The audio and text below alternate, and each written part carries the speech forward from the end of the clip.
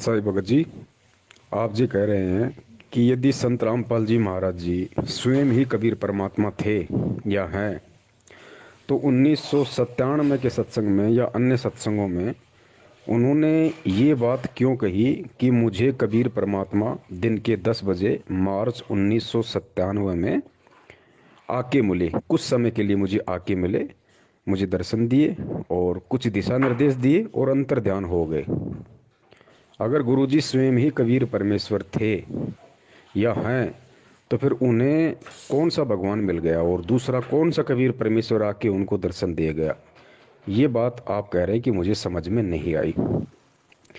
भगत जी, यही सब बातें समझाने के लिए परमात्मा ने बार बार ये प्रार्थना की है सत्संगों के माध्यम से कि भाई सत्संग सुनते समय परमात्मा से प्रार्थना करनी चाहिए, एकाग्रचित होकर सत्संग सुनना चाहिए और सत्संग सुनने के बाद में अपने गुरुदेव के द्वारा सत्संगों में जो वचन कहे गए हैं उनके ऊपर चिंतन करना चाहिए। जब तक हम सुने गए सत्संगों पे चिंतन नहीं करेंगे तब तक हम उस सत्संगों के मर्म को, उनके रहस्यों को, उन संकेतों को हम समझ नहीं पाएंगे। गुरुजी खुद परमेश्वर हैं, औरों का मुझे नहीं पता, लेकिन मैं अपनी बात कर रहा हूँ। गुरुजी स्वयं ही कबीर परमेश्वर हैं, लेकिन वर्तमान में वो कबीर परमेश्वर एक भगत की भूमिका में भी है और भगत की भूमिका यदि परमेश्वर निभाएगा तो 101% पूरी तरह से निभाएगा, उसमें कोई त्रुटि नहीं छोड़ेगा। भगत की भूमिका में वो कभी भी अपने आप को परमेश्वर नहीं कहेंगे। साहिब से सतगुरु भय, सतगुरु से वैसाद, ये तीनों एक हैं, गति कछु अगम अगाध। ग्रीव साहिब से सतगुरु भय, सतगुरु से भय संत, धर धर वेख विशाल अंग खेल। तो 1997 में गुरुजी के द्वारा अपने आप को ये कहना कि मुझे कबीर परमेश्वर मिले, आप कह रहे हैं इसमें कितनी सच्चाई है? भगत जी, इसमें -0% भी सच्चाई नहीं है और ये बहुत बड़ा सच भी है। दोनों बात कैसे? भगत की भूमिका में तो परमेश्वर ने अपने आप को अलग रखते हुए कह दिया कि 1997 में मुझे कबीर परमात्मा मिले। भगत जी, अगर वो परमात्मा अंतर्यामी मालिक अगर ये बात ना कहे कि 1997 में मुझे कबीर परमात्मा आके मिले, दर्शन दिए, दिशा निर्देश दिए और अंतर ध्यान हो गए, तो आप खुद विचार कीजिए भगत जी।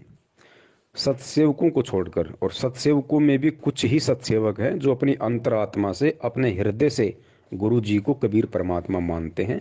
बाकी ठीक है, साध संगति शुरू हुई है, धीरे धीरे उसका रंग चढ़ेगा। आज अगर धीरे धीरे मानने लगे हैं तो कल को हृदय से स्वीकार भी करेंगे। अगर गुरुजी ये बात 1997 में अपने आप को छुपाते हुए ना कहते कि मुझे कबीर परमात्मा आके मिले, तो भगत जी विचार करो, मैनेजमेंट के पीछे लगी हुई 70% संगत जो आज भी उनका जन्मदिन मना रही है, आप ये तो मानते हो ना कि 1997 में तो भाई कबीर परमात्मा मिले और 1997 में गुरुजी की आत्मा को सतलोक भेज दिया और संत रामपाल जी के शरीर में या उनके शरीर का उपयोग वो कबीर परमेश्वर स्वयं कर रहा है। यानी कहने का मतलब ये कि 1997 से धरती पे कबीर परमात्मा है संत रामपाल जी के रूप में, और संत रामपाल जी की आत्मा 1997 में सतलोक चली गई। ये बात आपके अच्छे से समझ में आ रही है, लेकिन ये बात भगत जी मैनेजमेंट के समझ में क्यों नहीं आ रही? ये बात मैनेजमेंट के पीछे हुए लोगों के समझ में नहीं आ रही। अगर ये बात भी आज उन लोगों को समझ में आ जाती कि भाई चलो ठीक है, संत रामपाल जी का जन्म हुआ है, वो माँ के पेट से आए हैं मैनेजमेंट के अनुसार, उनके पीछे लगे हुए लोगों के अनुसार, लेकिन वो लोग ये तो मानते हैं ना कि 1997 में उनकी आत्मा को सतलोक भेज दिया। अगर वो ना मानेंगे तो सबसे बड़ा सबूत हमारे पास में है, उनको उसके बाद मानना पड़ेगा। संध्या आरती के सबसे लास्ट में आता है, तेरा रामपाल अज्ञान किया सतलोक का वासी। एक और वाणी है परमात्मा की कि सतलोक में चल मेरी सुरता, यहाँ ना लावे देरी, सांच कहूँ ना झूठ रतीबर बात मान ले मेरी। अंतिम चौपाई में कहा गया है कि लोक अनामी जावेगी, वहाँ कोन्या मिले चुबारे, आत्मा और परमात्मा वहाँ कोन्या रहते न्यारे। और रामपाल प्रीतम प्यारे की आत्मा, ध्यान देना, रामपाल प्रीतम प्यारे की आत्मा वहाँ पूर्ण आनंद ले रही। कहाँ पे? अनामी लोक में। लोक अनामी जावेगी वहाँ को ना मिले चौबारे, आत्मा और परमात्मा वहाँ को ना रहते न्यारे। लोक अनामी जावेगी वहाँ को ना मिले चौबारे, आत्मा और परमात्मा वहाँ नहीं रहते न्यारे। रामपाल प्रीतम प्यारे की आत्मा वहाँ पूर्ण आनंद ले री, सच कहूँ ना झूठ रती भर बात मान ले में। तो मानना पड़ेगा इस वाणी के अनुसार, गुरुजी ने अपने मुख कमल से कही है, इस वाणी के अनुसार 100% उस व्यक्ति को मानना पड़ेगा जो संत रामपाल जी का भगत है, कि वास्तव में संत रामपाल जी महाराज जी 1997 में सतलोक गमन कर चुके हैं। फाइनल कि धरती पे संत रामपाल जी नहीं है, संत रामपाल जी के शरीर का उपयोग कबीर परमात्मा कर रहा है, जो अविनाशी है, अजन्मा है, स्वयंभू है, सतगुरु है, सारी सृष्टि का रचनहार है। तो 1997 में से यदि खुद वो कबीर परमात्मा जो माँ के गर्भ से जन्म नहीं लेता, यदि वो धरती पे प्रकट है, तो भाई 8 सितंबर 2019 को फिर किसका जन्मदिन मनाया गया? इस बात का जवाब भगत जी किसी के पास नहीं है, और ये इतिहास बन चुका है। आने वाले समय की आत्माएं इन्हीं बातों को बार बार विचार करके, चिंतन करके और भक्ति पे दृढ़ हुआ करेंगी कि देखो, गुरुजी के 24 घंटे शरण में रहने वाले, गुरुजी के बेटा बेटी कहलाने वाले, परमात्मा के रिश्तेदार कहलाने वाले इतना बड़ा धोखा खा गए। रोज वाणी का उच्चारण करते थे, रोज संध्या आरती करते थे कि तेरा रामपाल अज्ञान किया सतलोक का वासी, फिर भी उन मूर्खों के समझ में नहीं आई, क्योंकि वो परमेश्वर की विशेष आत्माएं होंगी। वो आप और हमारी तरह इतना मूर्ख नहीं होंगी, इतनी नीच नहीं होंगी, जो 1000 बार समझाने पर भी उनके समझ में नहीं आएगी। वो मिनी सतलोक में बैठी हुई वो आत्माएं होंगी जो आज वहाँ बीज रूप में हैं, और कल को परमेश्वर उन्हें सबको नीचे लेके आएंगे। वो बिल्कुल परिपक्व आत्माएं हैं। तो उन आत्माओं को ये सब बातें समझने में बिल्कुल भी समय नहीं लगेगा, क्योंकि उनके संस्कार बहुत मजबूत होंगे। जिस प्रकार 650 साल पहले आप और हमें बिल्कुल समझ में नहीं आया जब परमात्मा हाथी पे बैठ के गंगा जल की बोतल मुंह के लगा के और अपनी बेटी के कंधे पे हाथ रख के सरेआम बाजार में जा रहे थे, उस समय हमें समझ में नहीं आया। लेकिन जैसे ही हमारे भक्ति संस्कार कुछ मजबूत हुए और आज हमें जब परमात्मा वो कहानी बताते हैं तो हम सिर पे थप्पे मारते हैं, हम कितने मूर्ख थे, हम कितने मंद बुद्धि थे। हमने इतना भी विचार नहीं किया कि वो परमात्मा, वो कबीर परमेश्वर जो इतना अच्छा ज्ञान देगा, लोगों की बुराइयां छुड़वाएगा, है, मुख से बेटी बेटी कहेगा, और उसी बेटी को फिर मतलब बुरी नज़र से देखेगा। जो दूसरों की शराब छुड़वा रहा है, क्या वही परमात्मा खुद शराब पिएगा? भगत जी, हमें उस समय समझ में नहीं आ रही थी, लेकिन आज समझ में आ रही है। क्यों? क्योंकि आज हमारे भक्ति संस्कार मजबूत हो चुके हैं। बीच में भी हो सकता है हमें परमात्मा ने अपनी शरण में लिया हो, ज्ञान दिया हो, भक्ति करवाई हो बीच बीच में, तो वो संस्कार हमारे बने, और संस्कार बने तो आज हम 650 साल से ज़्यादा इस भगवान और भक्ति को समझने के लायक हुए। ठीक इसी प्रकार जो गलतियां वर्तमान में मैनेजमेंट कर रहा है, उसके पीछे लगी संगत कर रही है। इन गलतियों का जिक्र आने वाले समय की आत्माएं किया करेंगी, जिस समय आप और हम शायद नहीं होंगे। अगर परमेश्वर ने दया करी, मर्यादा में रहे, तो हम सतलोक में होंगे। तो 1997 में खुद यदि कबीर परमात्मा धरती पे है, तो फिर आज मैनेजमेंट ने किसका जन्मदिन मना दिया? क्या उन्होंने परमात्मा को मानुष साबित नहीं कर दिया? क्या उन्होंने ये साबित नहीं कर दिया कि हमें 2 कौड़ी का भी ज्ञान नहीं हुआ? क्या उन्होंने ये साबित नहीं कर दिया कि परमात्मा के परिवार में जन्म लेने से, या परमात्मा के रिश्तेदार बन जाने से, या 24 घंटे परमात्मा के चरणों में रह के बड़े बड़े सेवादार कहलाने से ये ज्ञान समझ में नहीं आता? ये ज्ञान समझ में आता है अपने मजबूत भक्ति संस्कारों से। और यदि मजबूत भक्ति संस्कार ना हो, और यदि साध संगति सच्ची मिल जाए, साध संगति यदि पक्की मिल जाए, तो ये संस्कार मजबूत हो जाते हैं। तो भगत जी, गुरु जी जो अपने लिए कह रहे हैं कि मुझे 1997 में परमात्मा मिले, तो वो झूठ नहीं बोल रहे भगत जी, लेकिन उस बात में सच्चाई भी नहीं है। क्यों नहीं है? क्योंकि वो 100 छल छिद्र की श्रेणी में आता है। वो 100 छल छिद्र की श्रेणी में आता है, झूठ नहीं है। जिस प्रकार धर्मदास जी को परमात्मा 650 साल पहले बार बार कहा करते थे कि धर्मदास, मैं तो उस परमात्मा का भेजा हुआ संत हूँ भाई, मैं तो उसका संदेशवाहक हूँ।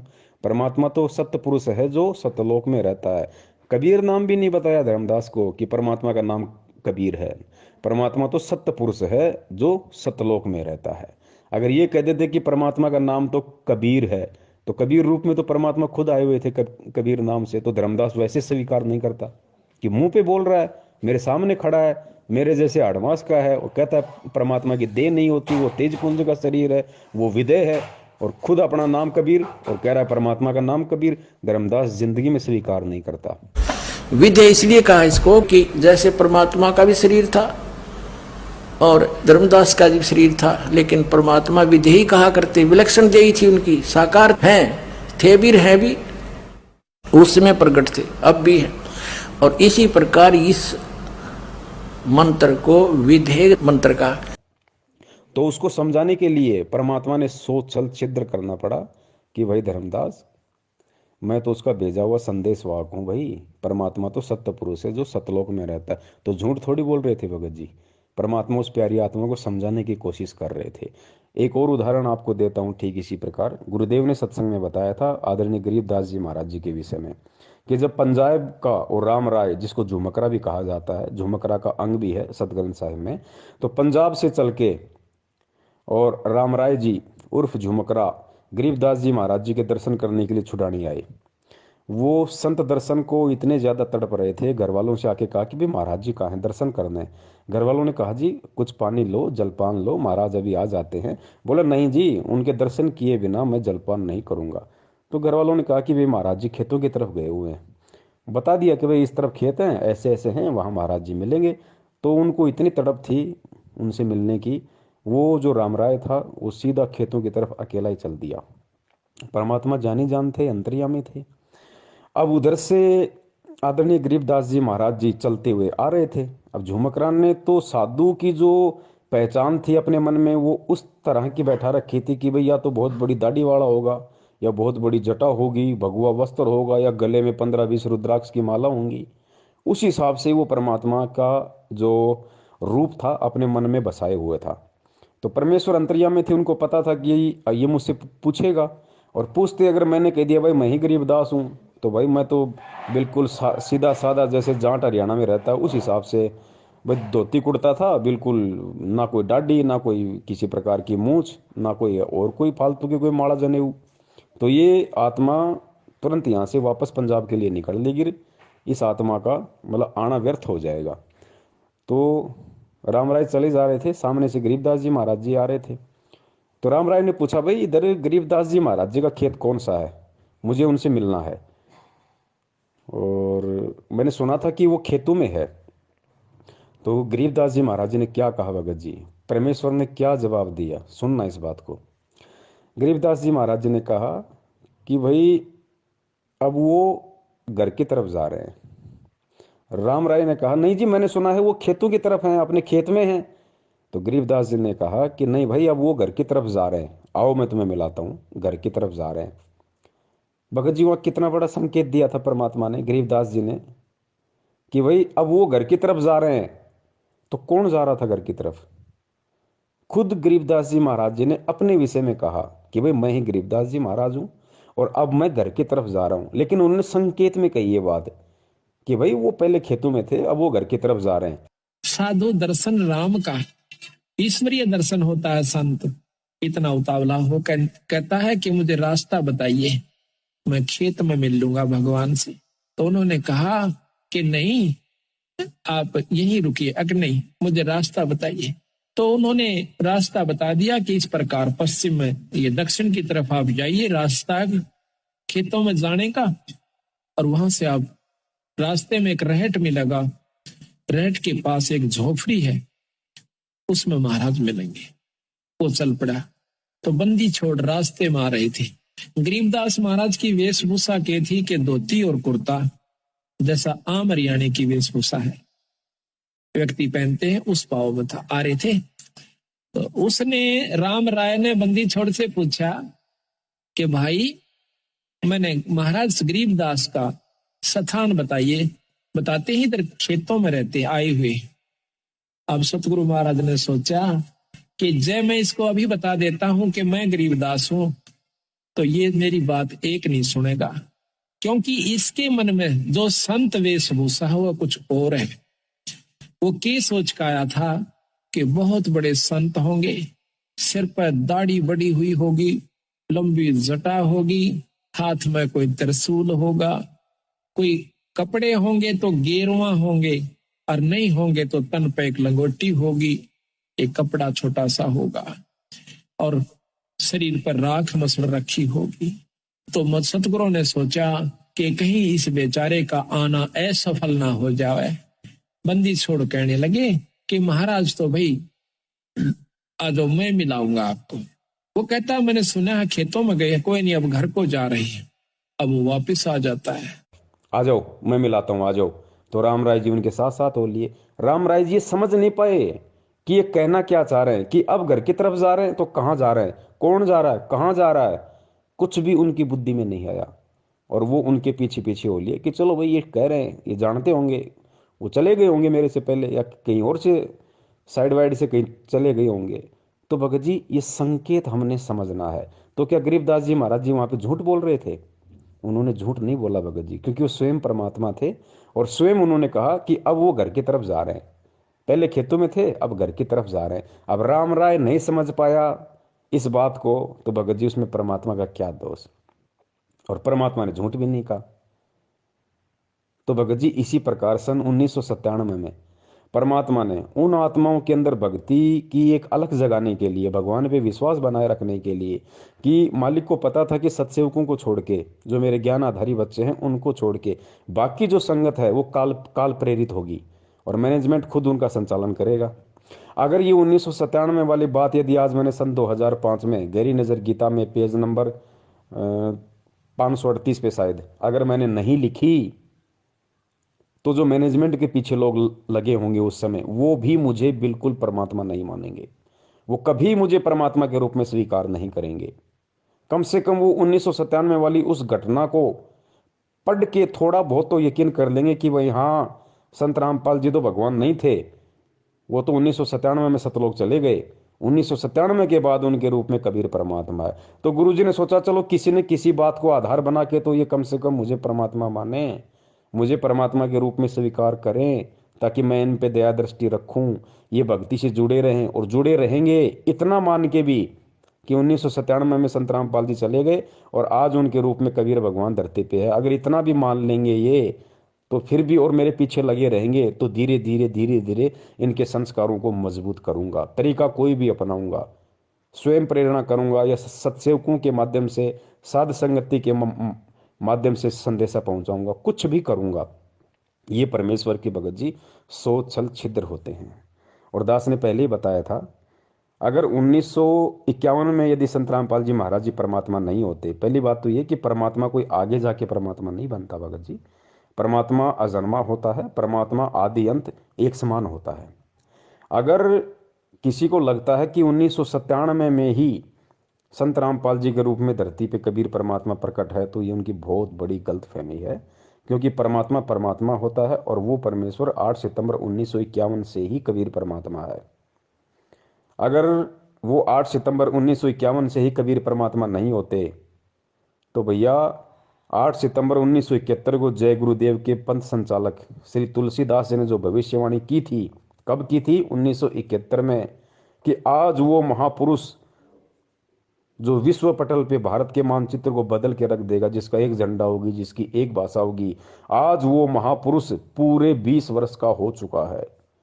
तो भाई यदि संत रामपाल जी महाराज जी का 1951 में जन्म हुआ था, माँ के पेट से आए थे, आप और हमारे जैसे सामान्य व्यक्ति थे, भगत थे, तो जय गुरुदेव ने किसको महापुरुष कहा? 1971 में ही जय गुरुदेव ने किसको महापुरुष कह दिया कि वो महापुरुष आज पूरे 20 वर्ष का हो चुका है? भगत जी इस बात पे विचार करो। और अगर गुरुजी वो महापुरुष ना होते, तो जय गुरुदेव की भविष्यवाणी का गुरुजी कभी भी समर्थन नहीं करते। गुरुजी केवल सत्य का समर्थन करते हैं, चाहे किसी की भविष्यवाणी क्यों ना हो। दूसरा पॉइंट, गुरुदेव ने कहा कि एक समय में पृथ्वी पे केवल एक ही संत होता है। इसलिए हमने उन नकली सतगुरुओं से बात नहीं बनेगी, एक समय में एक ही सतगुरु होता है। जैसे परमात्मा जब आए थे उन्होंने किसी को भी नाम देने का आदेश नहीं दिया था और स्वयं ही उपदेश दिया करते थे। 64 लाख शिष्य उनके हो गए थे, उन सब के स्वयं ही गुरु थे, स्वयं ही सतगुरु थे।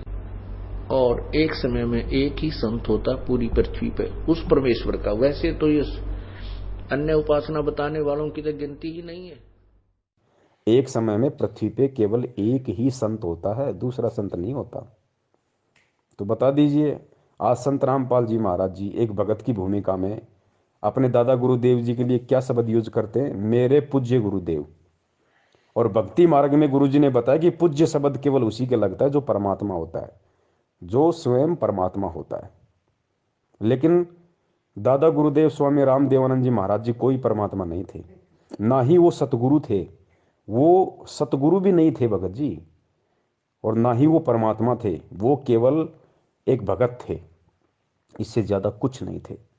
अगर वो सतगुरु थे, या फिर जैसे गुरु जी ने भगत की भूमिका में उनके नाम से पहले लगाया मेरे परम पूज्य गुरुदेव, मेरे पूज्य गुरुदेव, मेरे सतगुरुदेव, तो ये जो सतगुरु शब्द है, ये पूज्य शब्द है, ये केवल परमेश्वर के लिए, बंदी छोड़ के लिए, परमात्मा के लिए है, ध्यान रखना। तो भगत जी अगर वो पूज्य होते वास्तव में, अगर वो परमेश्वर होते दादा गुरुदेव, यदि दादा गुरुदेव वास्तव में सतगुरु होते, तो भगत जी 1994 में संत रामपाल जी महाराज जी सतगुरु नहीं बन सकते थे। सांसारिक दृष्टि में नाम दान देने के लायक नहीं बन सकते थे, क्योंकि पृथ्वी पे एक समय में 2 सतगुरु नहीं हो सकते भाई। पृथ्वी में एक समय में एक ही सतगुरु होता है, ध्यान रखना। तीसरा पॉइंट बहुत अहम है और इसको हमने भगत जी समझना पड़ेगा। बगैर समझे हम इसकी गहराई में नहीं जा पाएंगे। ये जो सतनाम का जो मंत्र है 2 अक्षर का, जो शायद आपको मिला या नहीं मिला मुझे नहीं पता, लेकिन सबको पता है कि सतनाम में 2 मंत्र कौन से हैं। ये 2 मंत्र देने का अधिकारी इस पूरी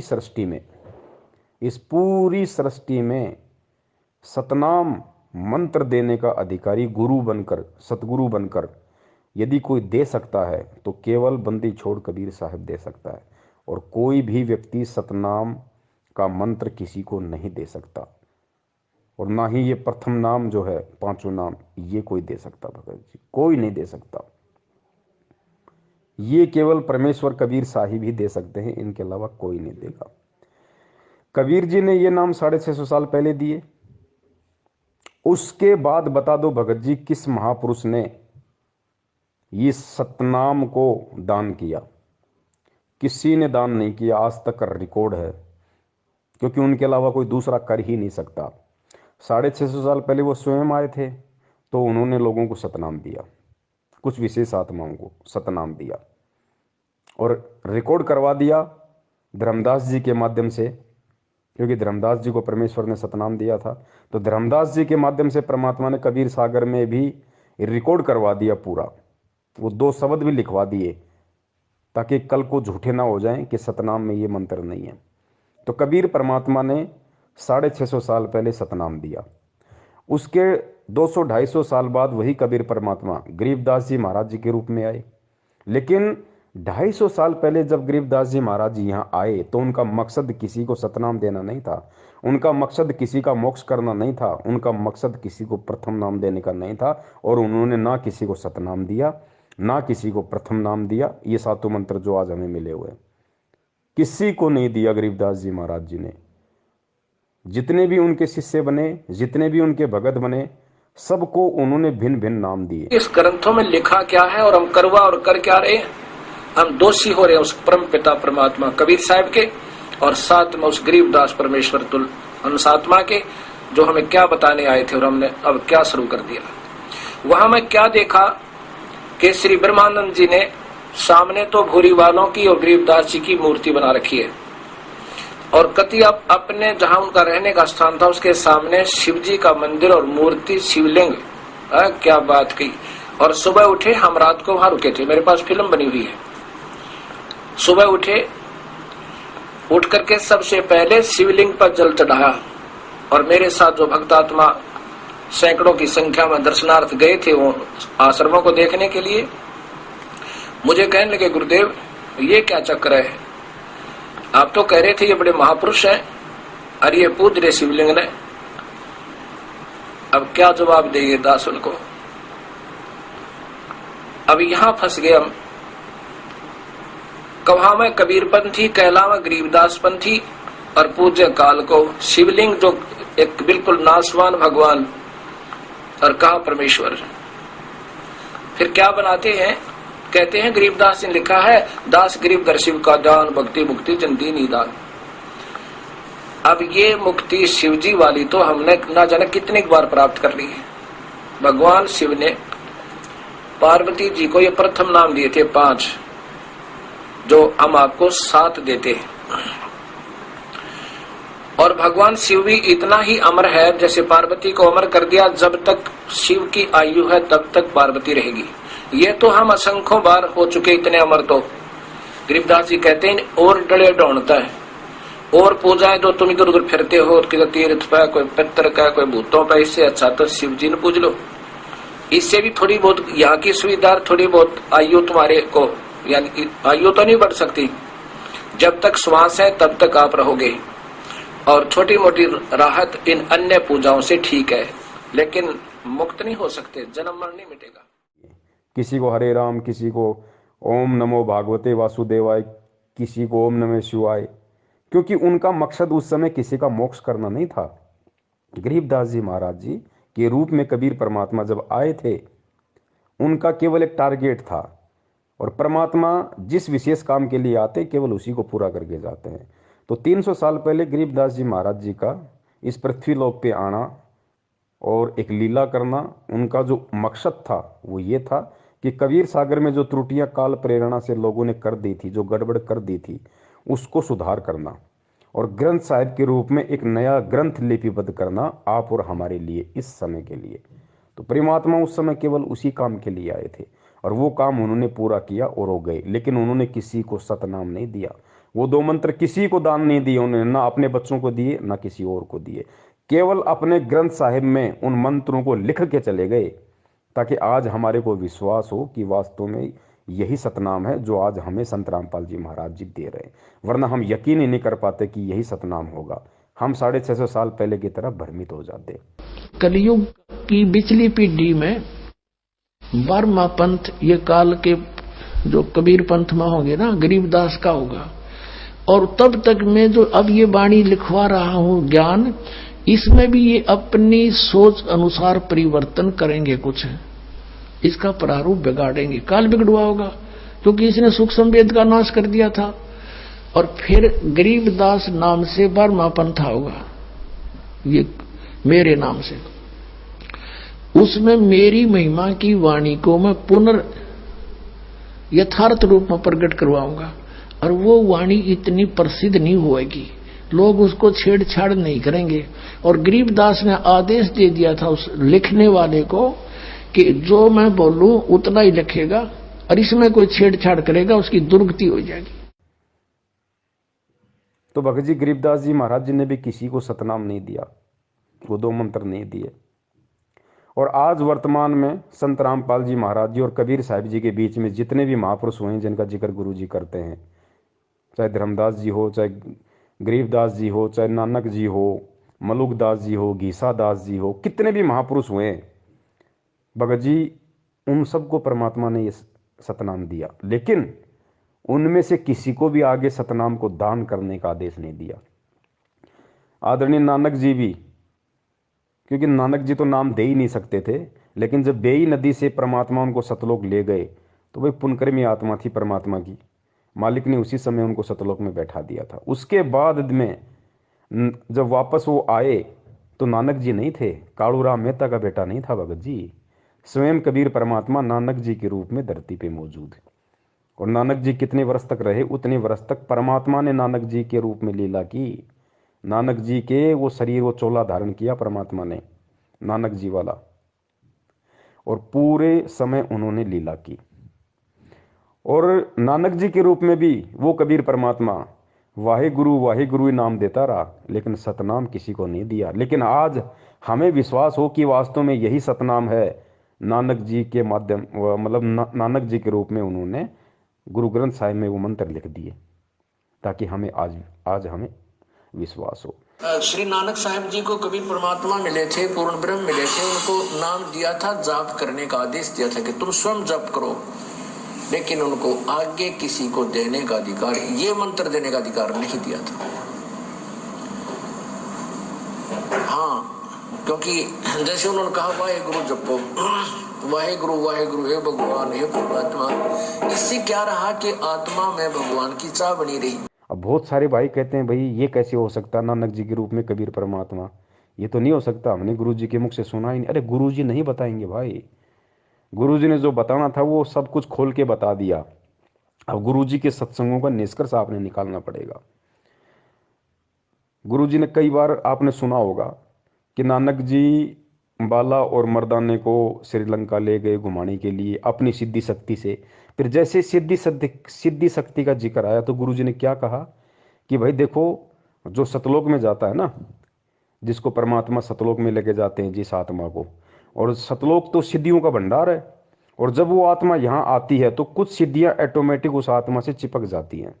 तो उन्हीं सिद्धियों के कारण नानक जी ने उनको अंतर ध्यान किया, इतनी लीलाएं की अपने सारे जीवन में, क्योंकि वो सिद्धियाँ उनके चिपक के आ गई थी। ठीक है, ये हमें गुरुजी बताते हैं, आपको भी अच्छे से पता है। और उन्हीं सिद्धियों के बलबूते पे उन्होंने अपनी सारी लीलाएं किए, चमत्कार किए। तो भगत जी यहाँ पे हमने निष्कर्ष निकालना पड़ेगा गुरु जी के सत्संग का, समझना पड़ेगा परमात्मा के उस संकेत को। नानक जी को परमात्मा सशरीर तो लेके नहीं गए थे सतलोक में, लेके तो उनकी आत्मा को गए थे। शरीर तो बेई नदी में ही परमात्मा ने कहीं छुपा रखा था, उधर जंगल वंगल में। नानक जी की आत्मा को परमात्मा सतलोक लेके गए। और फिर क्या, फिर गुरु जी ने कहा कि ये ऑटोमेटिक सिस्टम है, ये जो सतलोक में आत्मा जाएगी ऑटोमेटिक उसके कुछ सिद्धियां चिपक जाती है, वो नीचे आ जाती है। ठीक है जी, अगर हम इस बात को सत्य माने, ये सोशल छिद्र है परमात्मा का, झूठ नहीं कहा परमेश्वर ने, ये सोशल छिद्र है। अगर हम ये मान के चलें कि वास्तव में नानक जी की आत्मा के वहां से सिद्धियां चिपक के आ गई ऑटोमेटिक, और उन सिद्धियों का प्रयोग नानक जी ने किया, तो भाई मुझे एक बात बताइए, आज हजारों भक्तों के ऐसे ऐसे इंटरव्यू है जो ये कहते हैं कि भाई मेरी आत्मा को गुरुजी सतलोक ले गए, मुझे सारे ब्रह्मांड दिखाए। बहुत सारे तो ऐसे कहते हैं मुझे गुरुजी ने सतलोक में आम खिलाया, मुझे केला खिलाया, मैं ऐसे गया, मैं ऐसे पहाड़ों में घूमा, पहाड़ों के अंदर से गया, मैं सोचा मरूंगा लेकिन मैं तो पहाड़ के अंदर से निकल गया। तो आज गुरुजी, और आज हम जिन जिन भक्तों का इंटरव्यू सुनते हैं जो सतलोक के दर्शन करके आए हैं, तो गुरुजी सशरीर तो उनको भी नहीं लेके गए, उस भगत की आत्मा को ही लेके गए ना। सशरीर तो गुरुजी लेके नहीं जाएंगे, नानक जी की भी आत्मा लेके गए। और आज हमारे जो सैकड़ों भगत भाई हैं जो कहते हैं कि मैं सतलोक देख के आ गया, मुझे गुरुजी ले गए, उनकी भी आत्मा को ही लेके गए। तो भाई एक बात बताइए मुझे, आज जो हजारों भगत ये दावा करते हैं कि मुझे गुरुजी सतलोक दिखा के लाए हैं, और यदि वहाँ का ऐसा कोई ऑटोमेटिक सिस्टम है कि आत्मा जब वहाँ जाती है तो उसकी सिद्धियाँ चिपक जाती हैं, तो हमारे वालों के क्यों नहीं चिपकी? ये जो हजारों भगत जो इंटरव्यू देते हैं, इनके एक भी सिद्धि क्यों नहीं चिपकी? ये अपनी आत्मा के कोई तेल लगा के गए थे क्या जो वहीं पे वो फिसल गई? इनके क्यों नहीं चिपकी भाई वो सिद्धियाँ? और मान लो अगर भगत की सिद्धियाँ चिपक भी गई तो इस भक्ति का विधान है वो सिद्धियों का यूज नहीं कर सकता। सिद्ध महल में सिद्ध चौबीसा, हंस भी छोड़े विश्व बीसा, ये गुरु जी की वाणी है। बार बार परमात्मा बताते हैं कि इस भक्ति के करने से तुम्हारे अंदर 24 सिद्धि आ जाएंगी, लेकिन भगत ने उसका प्रयोग नहीं करना। सिद्ध महल में सिद्ध चौबीसा, हंस भी छोड़े विश्व बीसा। जो हंस होगा, भगत होगा, वो 24 की 24 को भी छोड़ देगा, फैल कर देगा साइड में, नहीं सिद्धियाँ नहीं मुझे यूज करनी। तो भगत जी हमने यहाँ समझना पड़ेगा, अगर नानक जी की आत्मा की सिद्धि चिपक के आ गई थी तो आज हमारे वालों के चिपक के क्यों नहीं आ रही? तो इससे जाहिर है कि कबीर परमात्मा स्वयं नानक जी के रूप में थे। और आत्मा अगर इतने चमत्कार करेगी तो परमात्मा आज हमारे को ये नियम नहीं बता सकते कि बच्चों तुमने सिद्धि का प्रयोग नहीं करना, वरना उंगली उठ जाएगी भक्ति में कि फिर नानक जी ने क्यों किए। नानक जी भी तो भगत थे, कोई भगवान थोड़ी थे। फिर नानक जी भी तो यही भक्ति कर रहे थे, यही मंत्र जाप कर रहे थे, यही भगवान मिला था, फिर नानक जी ने सिद्धियों का प्रयोग क्यों किया? भगत जी आज बहुत बड़ा सवाल खड़ा हो जाता भगत समाज के सामने, गुरु जी दोगले साबित हो जाते। लेकिन भाई वो स्वयं कबीर परमात्मा नानक जी के रूप में सारा खेल खेल रहे थे। इस बात को जगत थोड़ी समझेगा, इस बात को हम भक्तों ने समझना पड़ेगा, क्योंकि आज परमात्मा हमें यही सब कुछ समझाने के लिए आए। तो भगत जी इसलिए दास निवेदन करता है। जिस प्रकार अब बताओ उस समय 500 साल पहले जब परमात्मा के समकालीन थे नानक जी, उस समय किसने यकीन किया कि नानक जी बताओ स्वयं वो परमात्मा है? किसी ने यकीन नहीं किया भगत जी, क्योंकि वो उसी तरीके से अपना खेल खेल रहे थे, उसी तरीके से अपनी लीला कर रहे थे परमात्मा। क्योंकि कुछ सिद्धियां नानक जी के अंदर पहले से भी थी, कुछ पूर्व भक्ति की उसके ऐसे संस्कार थे जिस वजह से वो बेई नदी में वो उन्होंने डुबकी मारी, क्योंकि वो मछली बन जाना जानते थे, वो मछली बनना जानते थे। इसलिए उन्होंने कहा था कबीर जी को कि मैं तब विश्वास करूंगा मैं डुबकी लगाऊंगा और आप मेरे को पकड़ के दिखा देना। तो नानक जी में परमात्मा के मिलने से पहले भी सिद्धियां थी, लेकिन परमात्मा से मिलने के बाद, परमात्मा से दीक्षा लेने के बाद, चाहे सिद्धियां हो या ना हो, भगत सिद्धियों का प्रयोग नहीं कर सकता। तो नानक जी को परमेश्वर ने सतलोक भेज दिया था, उसके बाद खुद उनके शरीर में थे भगत जी। अब ये समय भगत जी, अब आप सोचिए बड़े भाई, जब स्वयं कबीर परमात्मा ने 650 साल पहले मंत्र दिए और आज खुद वो परमात्मा मंत्र दे रहा है सतनाम का, तो भगत जी परमात्मा ने जब आज से पहले, और ये चारों युगों का इतिहास उठा के देख लो भगत जी, परमात्मा ने स्वयं ही, चाहे वो किसी संत के रूप में आए हो या चाहे स्वयं आए हो भगत जी, परमात्मा ने स्वयं ही ये मंत्र लोगों को दान किए हैं। दूसरा कोई मंत्र दान नहीं कर सकता, कोई नहीं कर सकता। जैसे परमात्मा जब आए थे, उन्होंने किसी को भी नाम देने का आदेश नहीं दिया था और स्वयं ही उपदेश दिया करते थे। 64 लाख शिष्य उनके हो गए थे, उन सब के स्वयं ही गुरु थे, स्वयं ही सतगुरु थे। और एक समय में एक ही संत होता पूरी पृथ्वी पे उस परमेश्वर का। वैसे तो ये अन्य उपासना बताने वालों की तो गिनती ही नहीं है। अब कोई कहेगा भाई मीराबाई को कैसे रविदास जी से मंत्र दान करवा दिए, तो इस बात को भी हमने गुरु जी के ज्ञान को आधार बना के समझना पड़ेगा।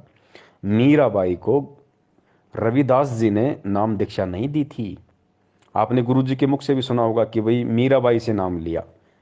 कबीर जी ने कहा कि जा भाई रविदास जी से नाम ले ले, तो मीराबाई जाके रविदास जी से नाम ले आई। लेकिन यहाँ गुरु जी जो बात हमें समझाना चाह रहे हैं पुण्यात्माओं, परमात्मा एक सांसारिक दृष्टि से सत्संग करेंगे, वरना दुनिया विरोध खड़ा कर देगी। क्योंकि रविदास जी की हिस्ट्री में लिख दिया गया कि मीरा को नाम रविदास जी ने दिया, और हकीकत भी है, क्योंकि मीरा ने रविदास जी से नाम लिया था। लेकिन जिस समय मीरा ने रविदास से नाम लिया था, उस समय रविदास के रूप में कौन बैठा था? वो कबीर परमात्मा बैठा था, क्योंकि मीरा को सतनाम मिला था भाई। मीरा को प्रथम नाम ओरिजिनल मिला था, जो आप और हमारे को मिला है। भले आगे पीछे के 2 मंत्र ना मिले हों प्रथम नाम के, लेकिन बीच के 5 नाम और सतनाम मीरा को मिले थे। तो ये कौन दे सकता है ये नाम? ये रविदास नहीं दे सकता था, वो भगत था। कबीर परमात्मा ने वो नाम दिए भाई, कबीर परमात्मा ने। रविदास जी को तो मालूम भी नहीं मैंने कब मीरा को नाम दे दिया, कब क्या लीला हो गई। ठीक इसी प्रकार जिस प्रकार पांडवों का यज्ञ सफल करने के लिए परमात्मा ने अपने भगत सुपथ सुदर्शन में प्रेरणा करके और 15 दिन के टूर पे भेज दिया, और स्वयं झोपड़ी में सुपथ सुदर्शन जी का रूप बना के परमात्मा बैठ गया और जाके पांडवों की यज्ञ सफल कर दी। और सुपथ सुदर्शन को आजीवन नहीं पता चला कि मेरे रूप में परमात्मा पांडवों का यज्ञ सफल करके आ गए। अब दुनिया क्या समझ रही है कि सुपथ सुदर्शन ने, उस वाल्मीकि ने, उस भगत ने पांडवों का यज्ञ सफल किया, पांडवों का यज्ञ बजाया।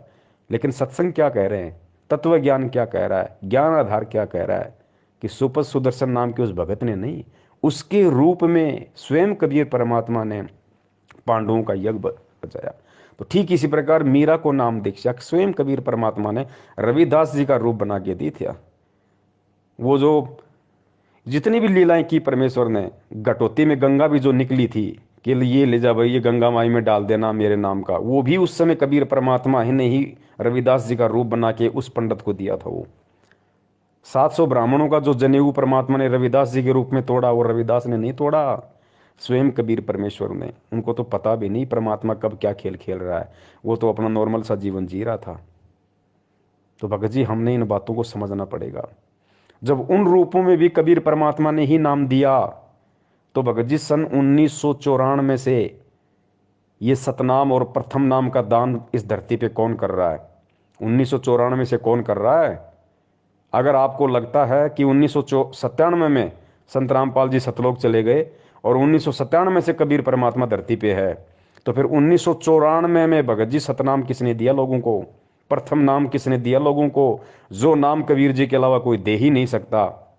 जैसे परमात्मा जब आए थे, उन्होंने किसी को भी नाम देने का आदेश नहीं दिया था और स्वयं ही उपदेश दिया करते थे। 64 लाख शिष्य उनके हो गए थे, उन सब के स्वयं ही गुरु थे, स्वयं ही सतगुरु थे। भगत जी इन सब बातें ये सांकेतिक हैं। भगत जी अगर सभी व्यक्ति, सभी आत्माएं, गुरु से नाम लेके सभी भगत अगर इस गहरे संकेत को यदि समझ जाएं, यही तत्व ज्ञान है। गुरु जी ने क्या बताया बच्चों? तत्व ज्ञान क्या होता है? जिसका कोई निष्कर्ष निकले। जैसे दूध होता है, दूध को लाए, उसको गर्म किया, उसको जिमाया, जामन डाल के उसका दही बना, फिर उसको मथा, फिर उसमें छाछ अलग निकलेगी, फिर उसके अंदर घी निकलेगा, फिर उस घी को गर्म किया जाता है, फिर उसका मैल निकाला जाता है और फिर उस घी को किसी बोतल में बंद किया जाता है और फिर वो रत्न बराबर हो जाता है, वो 50 साल खराब नहीं होता। तो ऐसे भगत जी ये तत्व ज्ञान का निष्कर्ष आज गुरु जी के सत्संगों को आधार बना के, उनके ज्ञान को आधार बना के आज भगत जी हम भक्तों ने स्वयं करना पड़ेगा। आज परमात्मा जबरदस्ती नहीं करेगा भगत जी, परमात्मा जबरदस्ती नहीं समझाएगा। अब ये सार भगत जी हम भक्तों ने निकालना पड़ेगा। यही तत्व ज्ञान है, इसीलिए परमात्मा ने बिचली पीढ़ी का समय चुना और इसीलिए परमात्मा ने आज हमारे को अक्षर ज्ञान करवाया, ये शिक्षा दी, इसीलिए दिए भगत जी। आज भी परमात्मा चोटी पकड़ के खाना नहीं खिलाएगा, मालिक ने खाना सामने रख दिया, खाना हमने पड़ेगा कि क्या हमारे लिए उचित है, क्या हमारे लिए अनुचित है। अपने आत्माओं, दास का उद्देश्य ये केवल राम कथा सुनाना नहीं है, आपको विद्वान बनाना है ताकि आप मार ना खा जाओ, भविष्य में फिर काम ना बिगड़ जाए। और बहुत आसान तरीके से आपको समझाया जा सकता है। 1 बार 2 बार 100 बार बताऊंगा, अपने आप हृदय समा जाएगी आपके। इस झूठ को हमने लाखों बार सुन लिया तो सच्ची होगी, सत्य को भी सैकड़ों बार सुनोगे अपने आप। सत्य तो है ही सत्य, या तो ऐसा जगह बना देगी फिर कोई टस से मस नहीं कर सकता। तो आज हर स्थिति में भगत जी परमेश्वर को दोष नहीं दिया जा सकता। जो लोग कहते हैं ना कि पवन गुरुद्रोही, फलाने गुरुद्रोही, मैनेजमेंट गलत या सत्सेवक सही, ठीक इसी प्रकार ये निर्णय संगत ने स्वयं करना पड़ेगा। इस ज्ञान को आधार बना के गुरु जी के भरोसे बैठोगे, मूर्खता में रहोगे। जिस प्रकार परमात्मा ये गहरे गहरे संकेत नहीं बता रहे, ये कह के छोड़ दिया कि 1997 में मेरे को कबीर परमात्मा मिले, लेकिन निष्कर्ष निकालने वालों ने, गोताखोरों ने गोता मार के वो हीरे मोती समुद्र के नीचे से उठा के ले आए।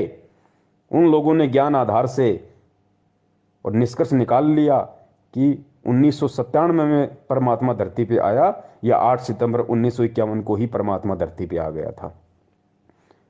और जो भी रामपाल नाम का जो व्यक्ति था, उसको उसी क्षण उस आत्मा को परमात्मा ने सतलोक भेज दिया था। अगर वो आत्मा ना होती, अगर वो माँ के गर्भ से जन्म लेके ना आती, तो आज ये शब्द भी नहीं बोलते गुरुदेव कि तेरा रामपाल अज्ञान किया सतलोक का वासी। वो विशेष आत्मा जो भी थी परमात्मा की, उसी क्षण इंद्रो माई के गर्भ से जन्म लेते ही परमेश्वर ने उसको सतलोक भेज दिया। मालिक ने, मालिक का तो सेकंडों का काम है, चुटकियों का काम है परमेश्वर का। तो अब बहुत सारे लोग कहेंगे भैया अगर वो आत्मा उसी समय सतलोक चली गई थी तो फिर इंद्रो माई ने फिर संत रामपाल जी का विवाह किया अनारो माई के साथ, और आत्मा तो उसी समय सतलोक चली गई। उसके बाद से उस शरीर में स्वयं कबीर परमात्मा, तो फिर अनारो माई को बच्चे पैदा किसने किए? अनारो माई को बच्चे कैसे हुए? कबीर परमात्मा तो संभोग करते ही नहीं। भगत जी यही भी हमने तत्व ज्ञान से ही हमने इसका निष्कर्ष निकालना पड़ेगा। भगत जी परमात्मा को हमने पहचानना पड़ेगा, परमात्मा की लीलाओं से आज हमने परिचित होना पड़ेगा। परमात्मा क्या नहीं कर सकता। परमात्मा भगत जी बिना आत्मा के शरीर को ऐसे चला दे जैसे आप और हम चल रहे हैं, बिना आत्मा के शरीर को। अरे जब सिद्धि शक्ति से बिना इंजन के लोगों ने पुष्पक विमान बना लिए थे, जिसमें ना डीजल डलता था, ना जिसमें ईंधन प्रयोग होता था, ना जिसके अंदर कोई पेट्रोल डलता था, वो पुष्पक विमान सिद्धि शक्ति से क्या नहीं हो सकते थे। बिना माता पिता के सहयोग से जब सीता के लिए वाल्मीकि जी ने और एक घास के तिनके से कुश बना दिया, जो रामचंद्र जी का दूसरा बेटा कहलाया था कुश, बताओ उसको वहाँ पे कौन सा संभोग क्रिया की गई थी सीता जी के साथ में? किसने संभोग क्रिया की थी भैया? किसने शारीरिक संबंध बनाए थे? कौन से माता पिता के रज और बीरज से वहाँ पे वाल्मीकि जी ने उसको बनाया था? अरे गोरखनाथ जी का जन्म गोबर में हुआ, कौन से माता पिता के सहयोग से हुआ भैया? भगत जी परमात्मा कुछ भी कर सकता है, लोगों को कुछ नहीं लगेगा, दिखाई नहीं देगा क्या हो गया क्या नहीं हो गया। उनको तो ऐसा लगेगा जैसे बस आपस में सब कुछ चल रहा है नॉर्मली। परमात्मा क्या नहीं कर सकता? अरे आटा पीसने की चक्की है, सबको पता है, या तो हाथ से चलाओगे तब चलेगी, या जैसे वो पवन चक्की आती है भाई, वो बड़े बड़े पंख होते हैं, फिर हवा का वेग होता है, वो घूमता है, फिर नीचे उसके कोई सिस्टम लगता है, तब वो चक्की पीसेगी। तब या तो उससे लाइट बनेगी या उससे आटा पिसेगा। या आजकल जैसे मोटर आ गई, आप जब तक मोटर नहीं लगाओगे, लाइट नहीं लगाओगे, तब तक वो चक्की नहीं चलेगी, आटा नहीं पिसेगा। ये बिल्कुल सर्वदा सत्य है। लेकिन अब्राहिम सुल्तान ने जब 300 साधुओं को जेल में डाल दिया, और उस समय परमात्मा भी जेल में चले गए, और परमात्मा ने अपनी शक्ति से बस छड़ी को यूं घुमाया था, बस दूर खड़ा होके 300 चक्कियां अपने आप चलने लग गई। और वो सैनिक उसके अंदर गेहूं डाल रहे हैं, कणक डाल रहे हैं, आटा पिस रहा है। बताइए भाई साहब, कौन सी मोटर लग गई थी? कौन अपने हाथ से चक्की घुमा रहा था? कौन सा वहां पे टरबाइन लगा हुआ था जो पवन चक्कियां चल रही थी? उधर से परमात्मा वहां पहुंच गए जेल में, जहां उसके बच्चे 360 चक्की पीस रहे थे। अब वहां जाकर के उन पहरेदारों से कहा, पुलिस वालों से, कि भाई मेरी भी सजा कर दी तुम्हारे राजा ने। वो बोले तू अच्छा भला आदमी, आप पे आ गया? कहाँ पे आ गया? मैं तो भाई राजा तो डर लग गया। बोला ठीक है बैठ अंदर। वो बैठा दिया और कहा ये चक्की पकड़। तो परमात्मा खड़े हो गए, कहने लगे भाई देखो, एक काम करेंगे हम, चाहे तो चक्की चलवा लो और चाहे इसमें तुम कणक डालो, एक काम तुम करोगे एक काम करेंगे। और सबको कह दिया बंद कर दो भाई। अब सैनिकों ने सोची अच्छा क्रांतिकारी है, इसने सटराई करवा दी। कहने लगे बात उन्हें सोची, पुलिस वाला ने सोची कि लाइन नसीब दे कराएंगे आज, पहले 2 घंटे 4 घंटे चक्की चलवाते थे, सारा दिन चलवाएंगे। कहा कि हम कनक डालेंगे और तुम चक्की चलाओ। परमात्मा बोले ठीक है, पोजीशन पकड़ो, आप आओ, सारे तैयार हो जाओ, कणक ले लेगा। अच्छा हो गए तैयार। परमात्मा एक सोटी ले रहे थे, डंडी सी, अपनी चक्की के उस डंडे का लगा दी, चल बच्चा पीस देन काटा। तो वो सारी चक्की 360 की 360 कखा उठा दिया, जैसे बिजली वाली चल लग रहे हैं। अब उन सभी से कहा कि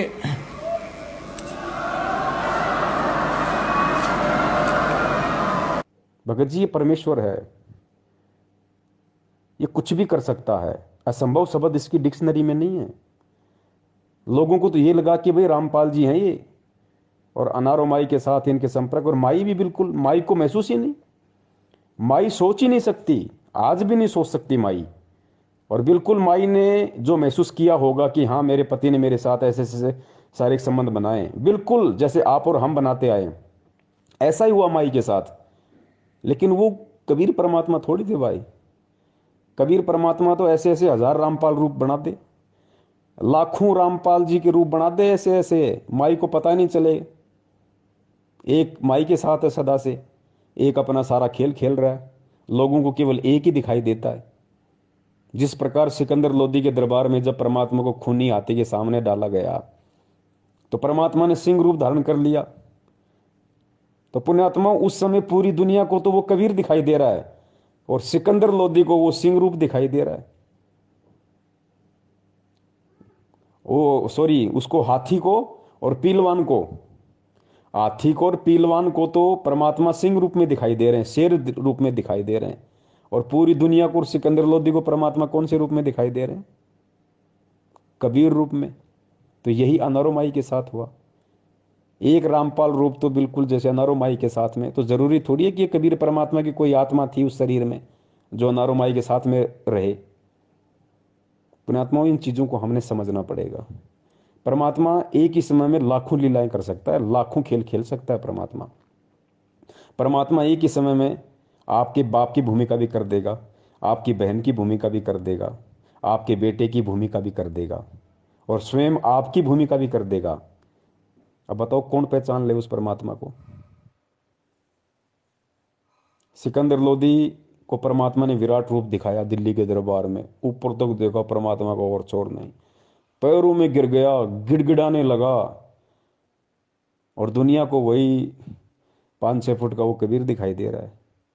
तो पुण्यात्मा, ये कबीर परमेश्वर है धरती पे, और ये भक्ति विश्वास की है।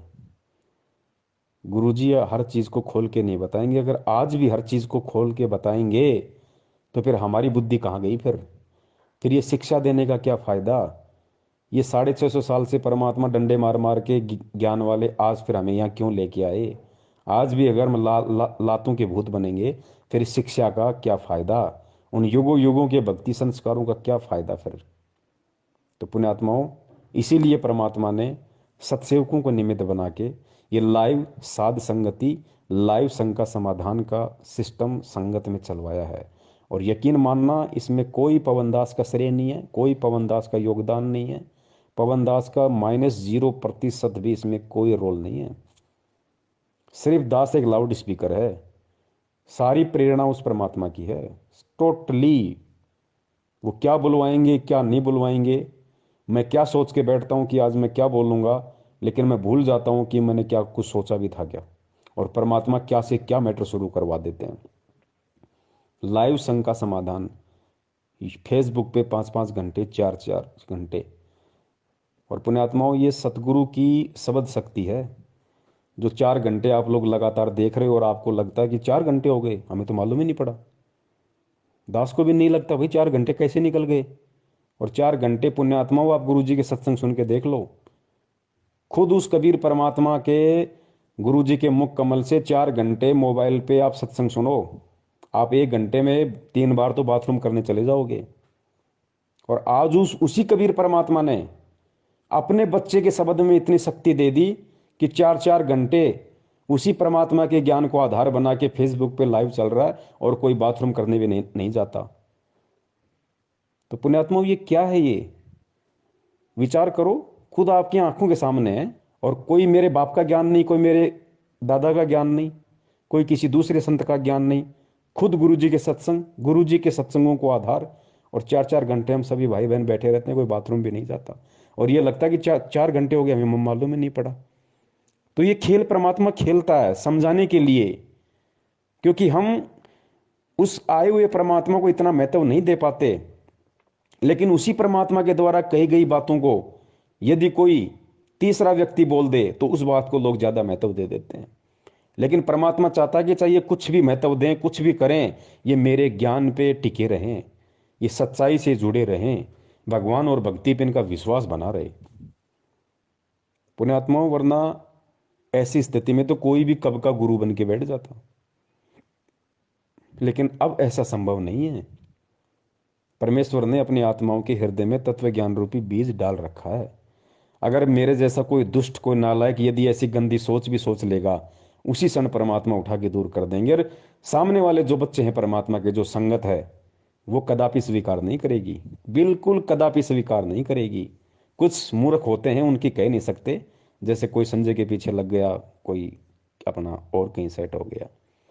बाकी अब परमात्मा नकली संतों के, पंथों के चिमटे उखड़वाने आए हैं। नया चिमटा नहीं गड़ेगा किसी का, चाहे कोई कितना खुश हो ले अपना चिमटा गाड़ के, संजय जैसा या मैनेजमेंट जैसा, चिमटे इनके उखड़ेंगे अब।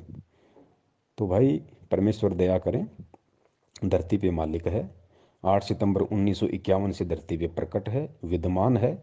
खेल परमात्मा कोई भी खेल सकता है भगत जी, कुछ भी खेल खेल सकता है, समर्थ है। देखो, कई लोग कहते हैं कि भाई गुरुजी माँ के गर्भ से नहीं आ सकते, गुरुजी जन्म नहीं ले सकते।